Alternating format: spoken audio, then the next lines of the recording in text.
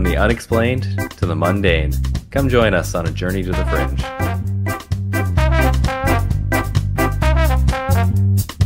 Hello and welcome to Journey to the Fringe, the ingrown hair of a well-kept beard of normalcy.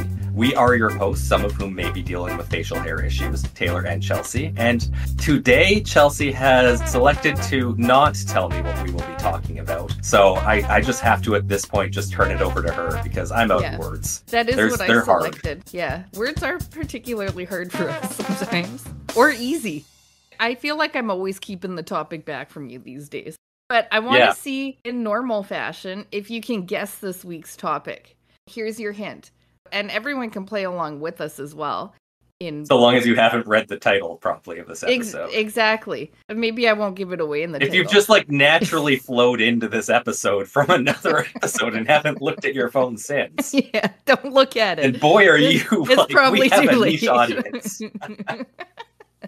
Okay, this episode is about a type of witch who is not a healer, but rather has the supernatural ability to turn into, possess, or disguise themselves as animals, aka a shapeshifter. Is it a skinwalker? Yeah, you got it. That's okay. It. You heard it from Taylor, who had no idea what this episode was about. That's right. This week's episode of Journey to the Fringe, we get the immense pleasure of finally talking about skinwalkers. The Navajo have some of the most interesting lore surrounding skinwalkers, pretty much exclusively because it's their lore. The Navajo are part of a larger cultural area that also includes the Pueblo people, Apache, Hopi, and Ute, and other groups that also have their own versions of the skinwalker. Skinwalker is exclusive to the Navajo. Each one of them includes a malevolent witch capable of transforming itself into an animal. With that being said, I do need to acknowledge first and foremost that I'm not First Nations. The Skinwalker is very much Navajo lore, it's particularly taboo to even talk about the Skinwalker, or even say its name. Nor do they like talking, especially with those who are outside of the indigenous community. That being said, this is a paranormal subject that is of particular interest to us, and we want to cover it, so I'm sorry, but I've done my very best with this, as I possibly could.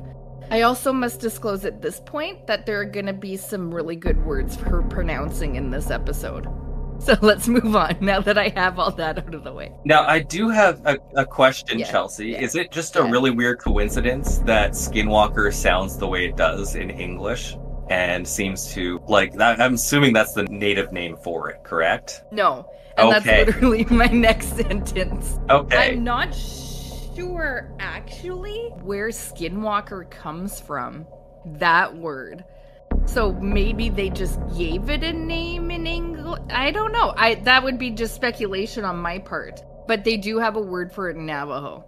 Okay, and it's not just a direct translation that comes to Skinwalker, No. Okay. Okay, I'm about to enlighten you. Here's my next sentence. In the Navajo language, the naaldlooshii, which literally means with it he goes on all fours, is one of several varieties of skinwalker. Specifically, they are a type of naaldlooshii. I don't actually know how to say that, and it is some letters that don't look like they go together. So I do apologize. I hate doing this, but I'm sorry. That word means practitioners of witchery. They are people who have received supernatural power by breaking a cultural taboo. Upon the initiation of the naaldlooshii, a person is said to gain the power to become a Chelsea, naaldlooshii. just how do you spell this? A with an accent, N-T apostrophe, I think that's J-J-H-N-I-I. Oh, okay, that's not as easy as I thought it would be. No. Are you sure you didn't mean Anthony? Because my search result asked if you like to write Anthony. No, actually, now that I look at it, it is Anthony. Anthony. Kidding. I mean, we are such good pronunciators that it wouldn't surprise me if it was Anthony. A person is said to gain the power to become a naaldlooshii, which is a skinwalker if I lost you. This is done via a song and dance ceremony used to curse instead of heal. So you see the evilness there.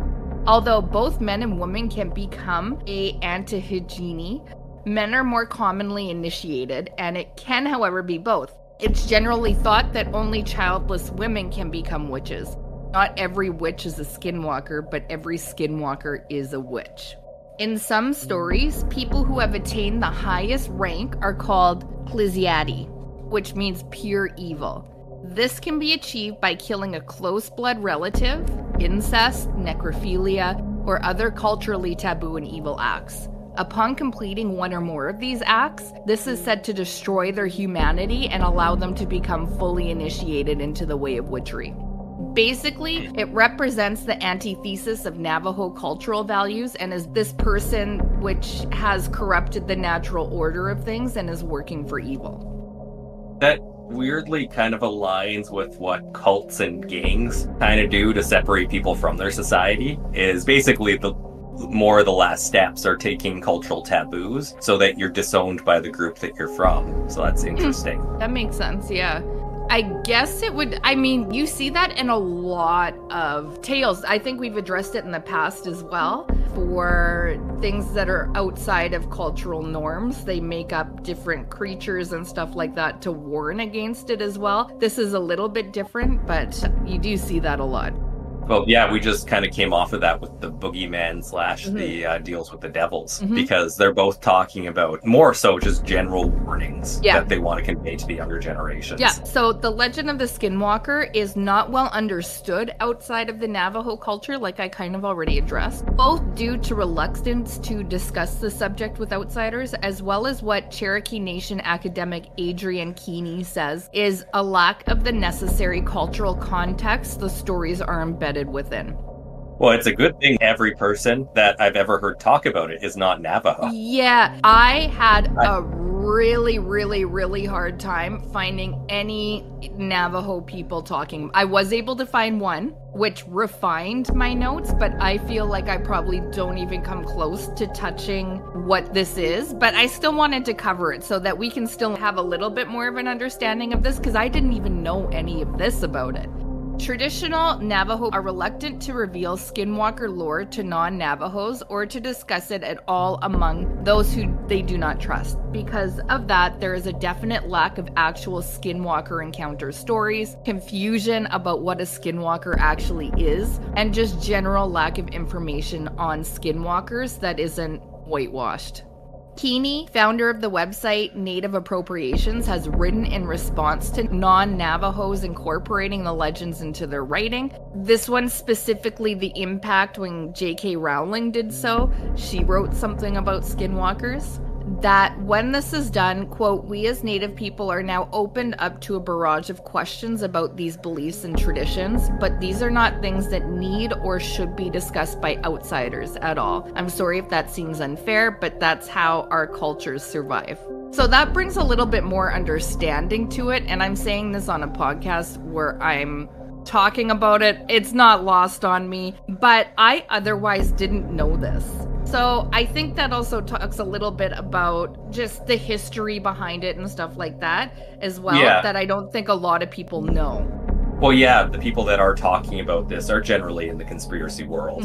I feel like they take some liberties with the information. Not only that, but anytime I've heard any talk they about don't give great skinwalkers, cultural context. I've never heard that information I just gave you. So I feel like that's as important in telling the story of what I was able to find about skinwalkers, whether it's correct or not in Navajo legends, which it probably isn't. But that is just as important to go along with the other stuff I'm going to tell you. It's especially great if you don't want somebody challenging your narrative on your answer to something. And like, if you're talking about skinwalkers, the people who actually know about it aren't going to call you out on it or say this is wrong because they don't want to talk about it. That's true, yeah. So let's talk, now that I got kind of through that stuff, let's talk about skinwalkers. They shapeshift into an animal at will that they have killed and skinned, marked with designs, put it through another ritual to be able to be worn to shapeshift into, and they transform by wearing that pelt. The skin may just be a mask of the animal, which is the only garment worn in the initiation ritual. And some Navajos describe the Skinwalker as a perfect version of the animal in question. So it has perfect fur, it has perfect coloring, everything about it is perfect. There's no errors in its making. Oh, good. Okay. Yeah. They are most frequently seen as a coyote, a wolf, a fox, eagle, owl, or a crow. The naaldlooshii is said to have the power to assume the form of any animal they choose, a decision based on what specific abilities are needed for them at that specific moment. But so, for example, they have to have killed it and pelted it. Yes, then, correct? Yeah, okay. Which will be relevant to something I say soon, hopefully. Okay. So, for example, a Skinwalker may use a crow if they need to travel really fast in pursuit of something, or to escape or otherwise. Some of these animals are also mostly associated with witchcraft as well, which would be like the trickster coyote for one, the crow and owl. And the ravens, yeah. They're also associated with death or bad omens. So do they have to skin the bird? Yeah. Okay. Maybe, I don't think birds work like that because they have Yeah, that's my feathers. worry. Would the feathers stay on it? That's the hard part. I'm trying to figure this out. I'm a little bit curious if they could skin a human. I mean, yeah, you could. We've all seen. Okay. Now, what about Texas creatures that Chainsaw don't Massacre. necessarily skin? Like, can you skin, like, a spider? No, because, and I talk about this, let's just talk about it now. You can't, like, they're not going to be able to shapeshift into a spider because, like, logically that just doesn't make sense, a human becoming a spider. Okay. That's the ridiculous part. Okay. Yeah. It's just logical. Okay, but, like, arachnid size. No, like, you couldn't. No. Okay, it's just not logical. No, it's not. Gotcha. It's too tiny. I mean, a bird, about a maybe. turtle? What about a turtle? No, too small, maybe, because a turtle would be the size No, of turtles can be huge, but Yeah. like you don't really skin You can't it. skin it. You just like steal its shell. Yeah. Okay.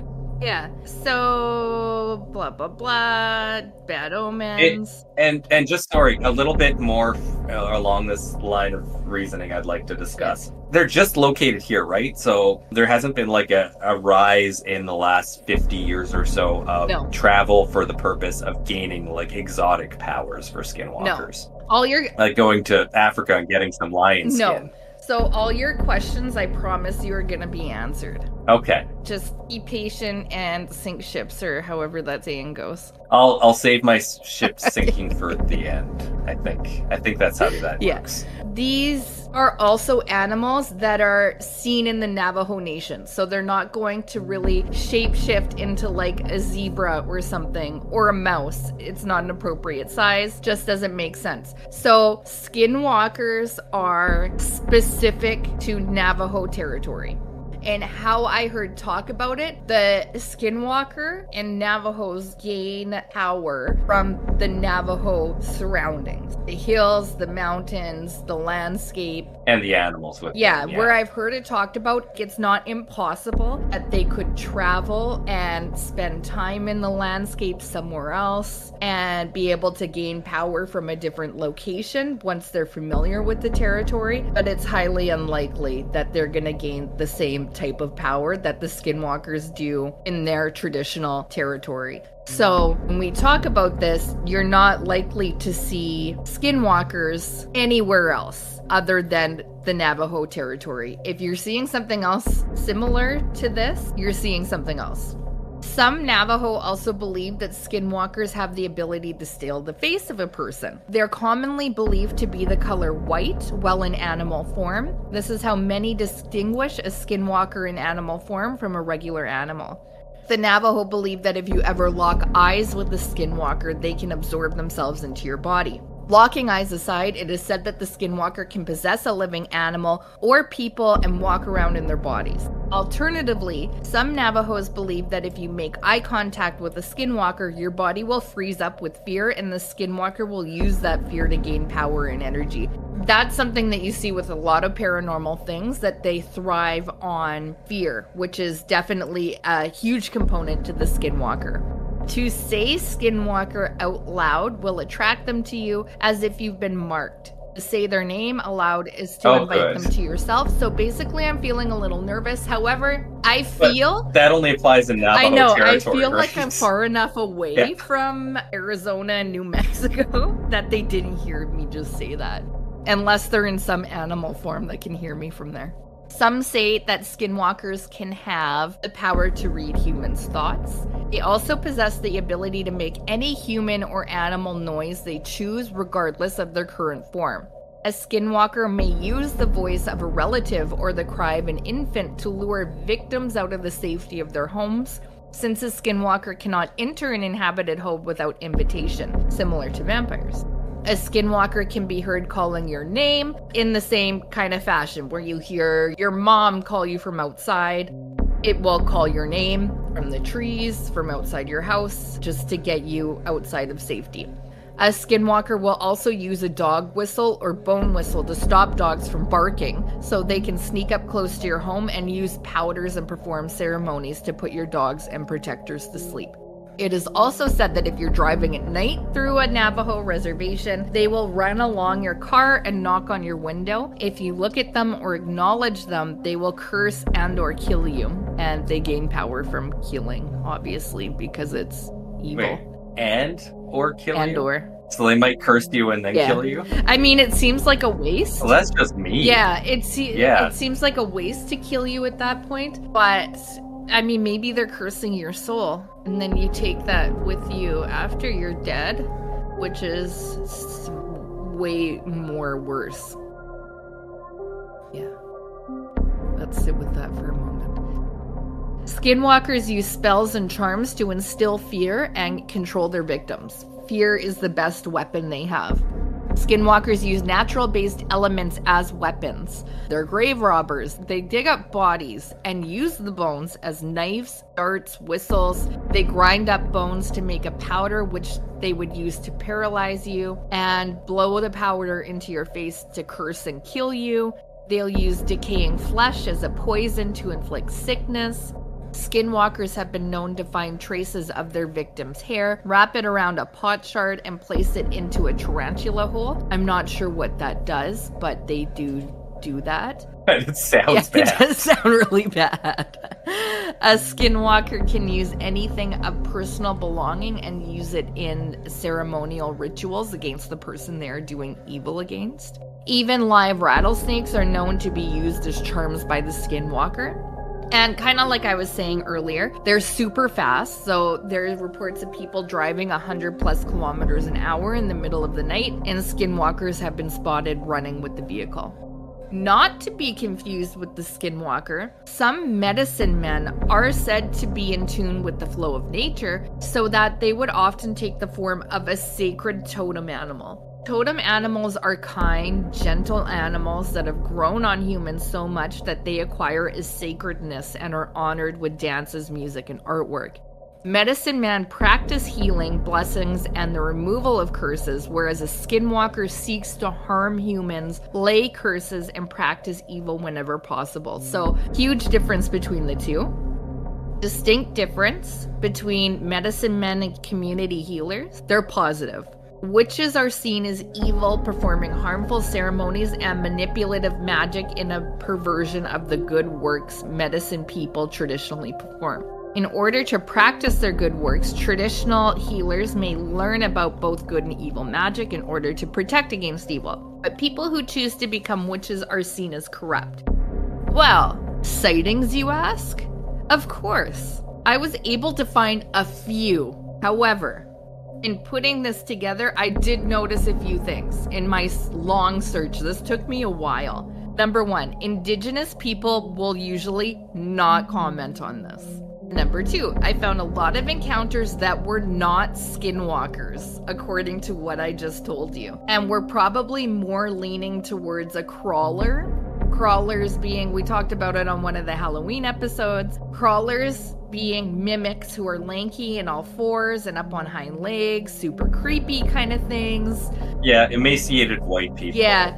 and I shouldn't say white people, very, very albino colored. So they're totally different things, and that just goes to show that a lot of people don't understand what a skinwalker is. Others would be a Wendigo. People spot Wendigos and think that it's a skinwalker. That being the body of a man and the head of a deer. Wendigo is a person who has succumbed to cannibalism. Yeah. I think it's kind of similar, but it has antlers or the head of a moose or something. It depends on which native culture you're going with, because they all kind of have their own Wendigo. Okay, we'll have to cover Wendigo in the future, and so on. So remember, skinwalkers disguise as animals, and usually you can't tell the difference except that it's acting a little bit weird, like it's up on its hind legs.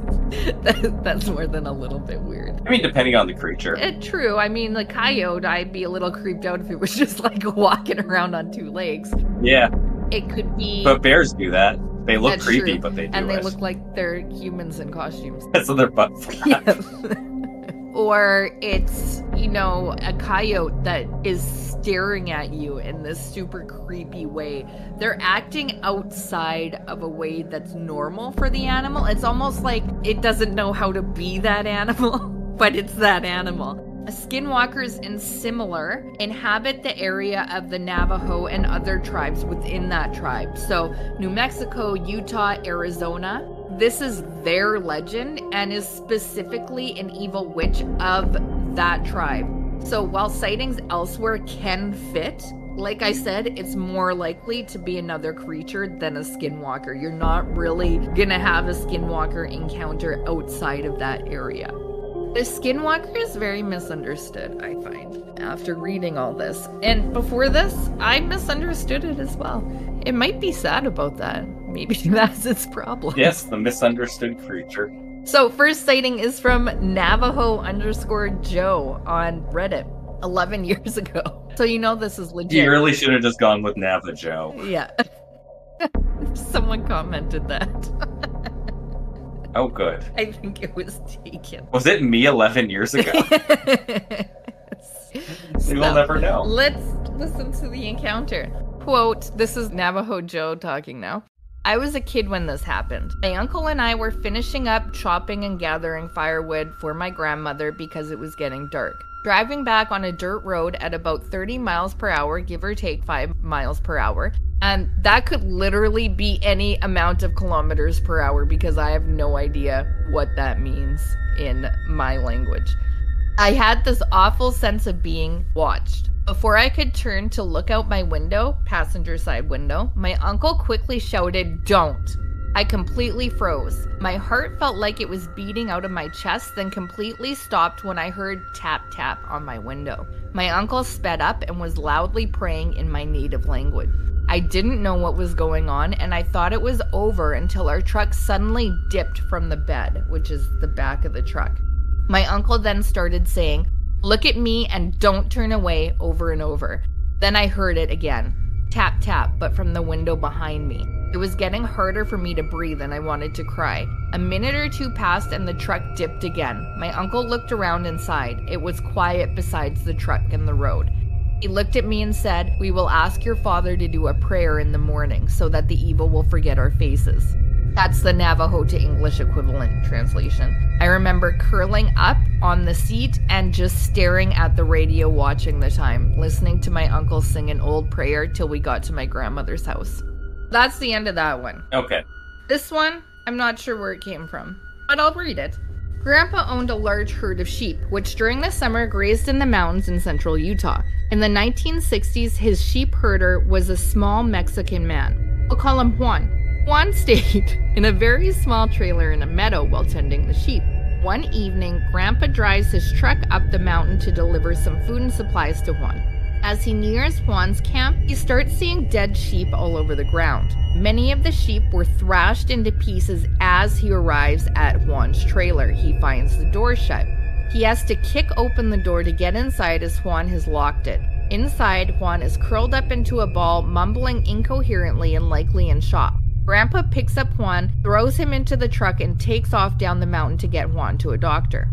As he is flying down the twisty dirt road, Grandpa gets this terrible feeling like he's being watched and sees something out of the corner of his eye. By the time the sun is setting and the light isn't very good, he turns to look out the passenger side window and sees a creature he describes as looking like an inside-out deer. Holy crap, that is fucking terrible. That would be terrifying. Running alongside the truck. Oh, Jesus. The creature dropped back out of sight only to come bounding back even faster, running on his hind legs only. Oh my God, this just gives me the creeps. The creature then ran across the road right in front of the truck. Grandpa swerves to miss it and ends up rolling the truck down the mountainside. Juan is killed in the accident and Grandpa spends more than a month in the hospital. It's possible that Grandpa's playing with us, but that really wasn't his style. He was an old cowboy and swore that was the truth. He prodded up when we were making fun of chupacabras. He believed that it was some sort of chupacabra-like animal he saw. Okay, and I'm reading this in Skinwalker, but holy crap, that is creepy. Yeah. Also, I feel like he would have some sort of proof that he was in the hospital for a month because he rolled a car and somebody died. Yeah. I think it's more the story of why. Yeah. Why he crashed the car. I feel like if I was to make up a story about why I crashed a car, I wouldn't make up a story to tell my grandkids of like an inside-out deer running next to the car. Full speed on 2 feet. Yeah, I mean, that is elaborate. That's not something you just make up out of your imagination. Yeah. So get this, I was just driving along, and then out of nowhere. So next one. And what is the tale about skinwalkers without a tale out of the infamous Skinwalker Ranch? You knew there had to be some skinwalkers in that book. One night, Terry Sherman, who owned the ranch, heard a noise outside and he was startled to see a wolf in his yard. One much larger than any he had ever seen. Terry grabbed his gun from inside and shot the wolf several times, but his bullets appeared to do no damage whatsoever. Although the wolf did take off eventually, its tracks disappeared entirely as Terry chased it, as if it had simply vanished into thin air. Another similar encounter, Terry and Gwen Sherman were startled by the sight of a fearsome animal, perhaps a wolf or coyote, stalking towards their livestock pen when it grabbed a calf in its jaws. Terry fired at it with the handgun and then a rifle. Despite being hit, the creature didn't seem hurt and simply wandered away into the bushes. It had a foul stench like rotting flesh, and it stayed with them. They can remember the smell really well. And if memory serves correctly, I also believe that one of the first encounters they had at the ranch, it was with the wolf. When they moved, was the wolf that came right up to them, and it seemed really tame. It seemed tame. Yeah, it just came right off. I believe they pet it. Until it attacked a cow, Yeah, and which was way later, but I think they pet it, actually, when it came up to them, and they remember it being a huge wolf, if memory serves correctly. I didn't pull that one. Yeah, just to give a bit of context to that as well, that's a very small part of the book.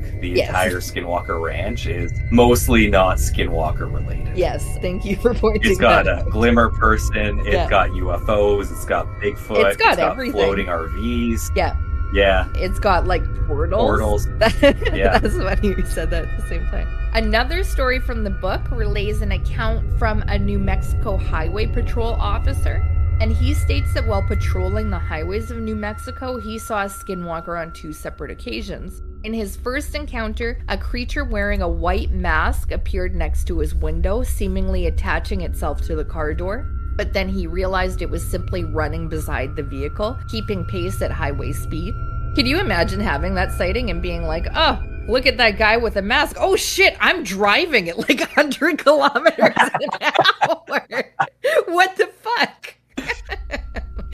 Why is that guy just standing there? No, he's moving. Hey, I'm moving.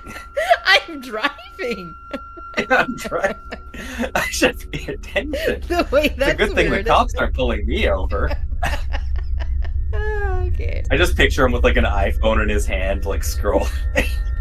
A few days later, and around the same area, he encountered the creature again. What makes this tale even more intriguing is that at least one other officer claimed to have seen the same ghoulish being while patrolling the area. Of course, like Taylor said, there is much more than this going on in the ranch and in the book. And just a side note, as I was looking into this, since there's less secrecy now about where Skinwalker Ranch is locating, you can Google the exact location of Skinwalker Ranch now. And literally on the same plot of land, and there's the road in front, Skinwalker Ranch, on the opposite side, on the road behind, is a campground. I wonder if it was there before all the, stories came out. I don't know, but it also comes up as, one of the most haunted campgrounds in the United States. Also, yeah, I was pretty sure that we knew the location of it just because it was for sale not that long ago. Yeah. Historically, it's in Utah in the Uinta Basin, and it was owned by Robert Bigelow for a long time, who we did an episode on. I believe he sold it probably 3 or 4 years ago. And I think there's still a group that's doing research that owns it, but it's not Robert Bigelow. Yeah, and when the book was out anyway, they didn't want to disclose the location of where it was. So maybe it was around the time they put it up for sale that they figured it out. But yeah, not a secret anymore. So if you want an experience, go to the campground. I'm not going, especially after talking about this, because I'm marked now. Oh no. Yeah. They know you said those words. Yeah. I can never go to Utah again. This one's from Redditor Neptune420. My father owns a small delivery service that operates out of Farmington, New Mexico. He mostly delivers small packages out to the middle of nowhere that are too much of a hassle for the larger delivery companies to bother with. My dad is the only employee, and we have a few pickup trucks and a trailer. One day, we get a delivery out to Window Rock, Arizona, on the Navajo reservation about 2 hours from Farmington. My dad gets the call for the job while he's chilling with his Navajo friend Travis and his girlfriend. Travis mentions how he's got family in Window Rock that he hasn't seen in ages and suggests they go with him. I was about 6 or 7 at the time, and it was summertime, so Dad decides we'll all go down together. He can do his delivery really quick, then while Travis sees his family, we can go check out the Window Rock, which is a rock. Famous rock. Looks like a window, or can you see through it? Yes. Big rock face with a large hole in it that goes to the other side. Pretty cool. Oh, okay. Yeah, so it's exactly as it sounds. We had to convoy in separate trucks since my dad's was loaded down with freight. We decided to bring along some walkie-talkies, she calls them talkie-talkies, so we could communicate with one another. We spend our time in Window Rock. Everything is generally uneventful, and we start heading home to the old highway with my dad and I in front, and Travis and his girlfriend in their truck behind us. I honestly don't remember most of the Window Rock trip, but this part I can never forget. We were somewhere on the highway between Window Rock and Gallup, New Mexico. It had just rained earlier in the day and the road was kind of slick, so we were taking it pretty slow. On the left of the highway, there is nothing but sandstone cliffs, and to the right there's a huge field separated from the road by a small barbed wire fence. We crest the top of this hill, and down at the bottom of the hill we see what appears to be a very large dog sitting back on its haunches in the middle of the road facing the cliffs. My dad calls over the radio, "Hey Trav, do you see that big-ass dog?" Travis starts yelling back over the radio, "That is not a dog. Speed up right now and hit it." He sounds almost hysterical. He just screams, "Hit it. You have to hit it. Please, please, hit that fucking thing right now." This is not on the road, right? I thought it was in the center of the road. Oh, it was in the middle of the road. Okay. I was just reading. Yeah. I wasn't actually, processing what I was reading. So my dad starts to speed up, and as we get a bit... Would you question that? When someone's like, just hit the dog. Hit the dog. I'd be like, are you insane? Don't worry about it. You need to. Yeah. Like, you hit the dog. Take past me. I'm not going to hit the dog.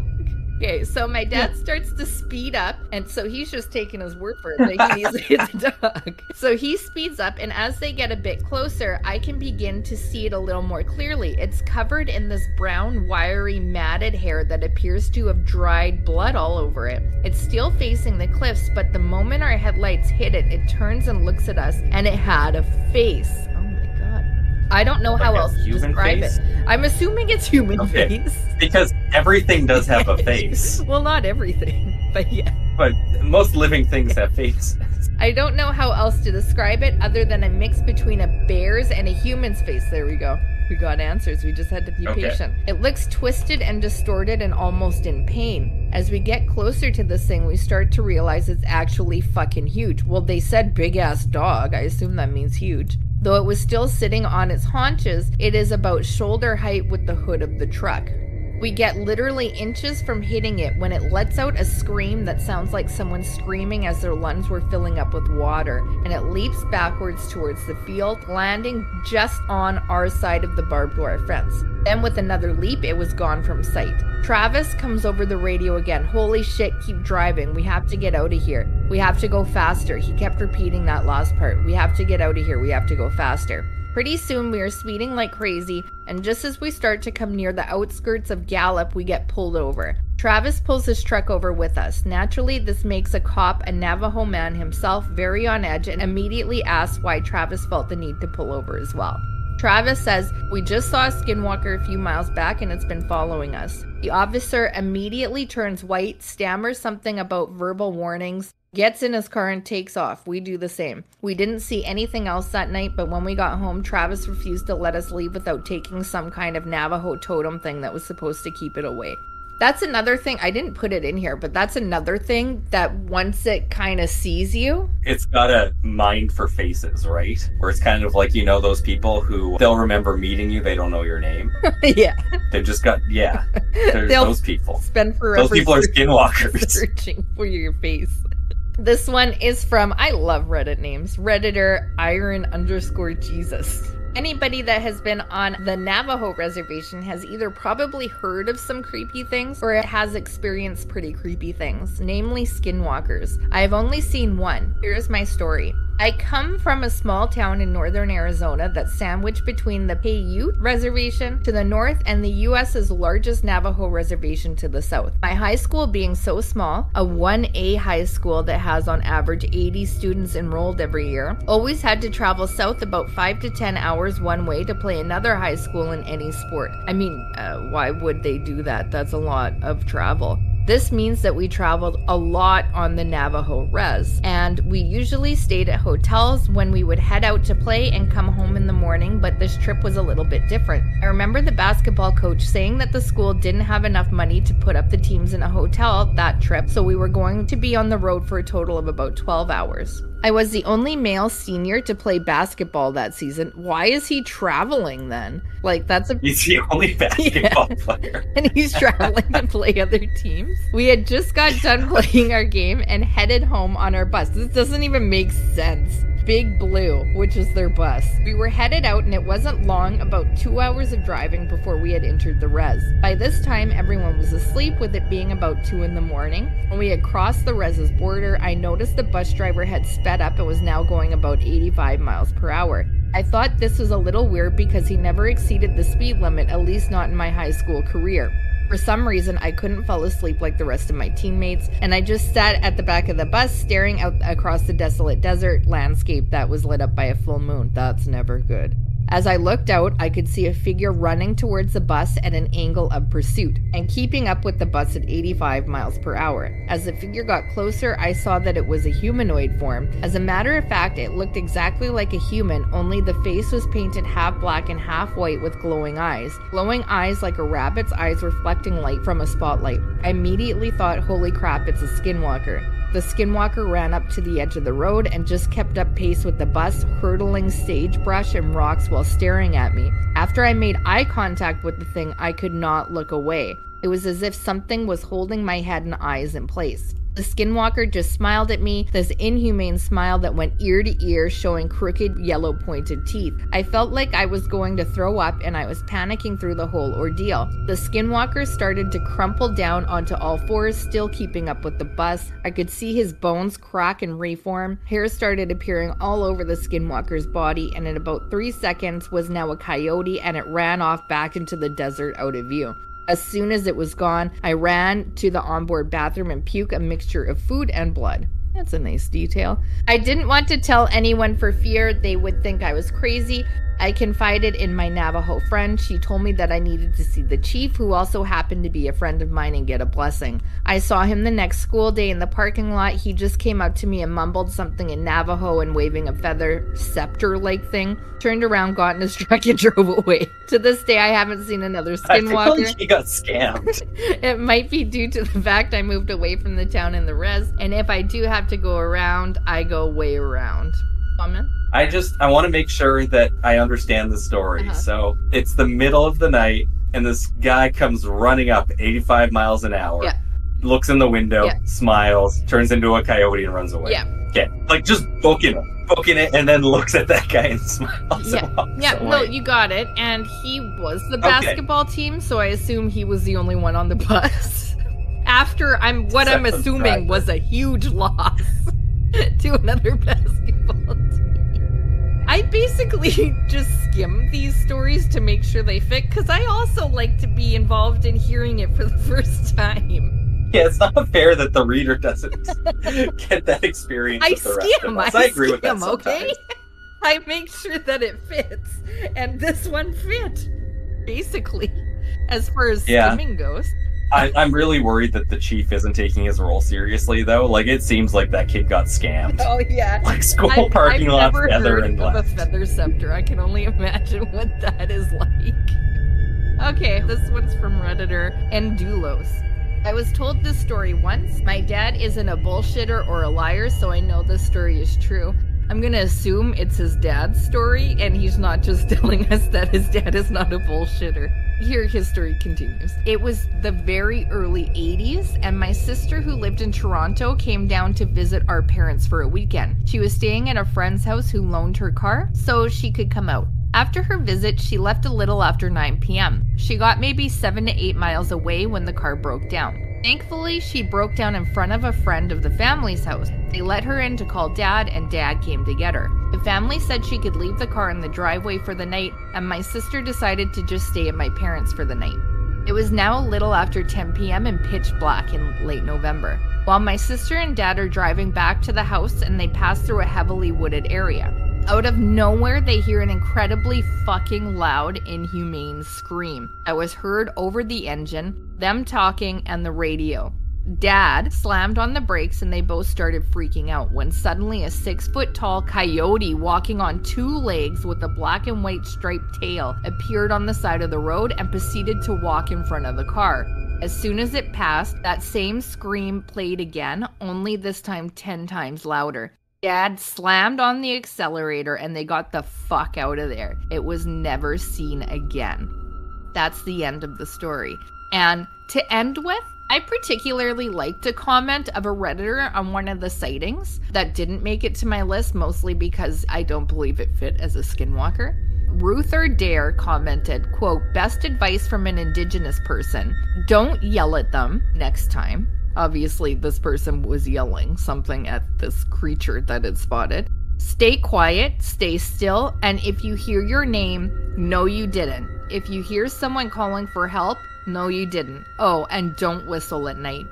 He continues on about the whistling. "I was told they will whistle back, and whistling lets them know exactly where you are and which way you're going." And end quote by them. And I think that's just generally good information to have when dealing with any cryptid. In just life, don't help people. Yeah, don't whistle. Definitely don't fucking whistle. Don't whistle, don't help.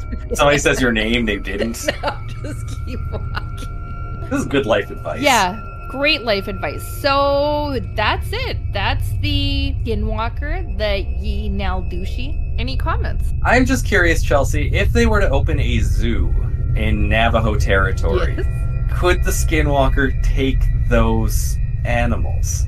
I guess theoretically they could, because so long as they're there, but you also see it attributed to non-totem, like they wouldn't be non-sacred natural animals. to the environment too, yeah. That it seems like they take their power from things that are within the environment, so yeah. I mean, theoretically they could, definitely.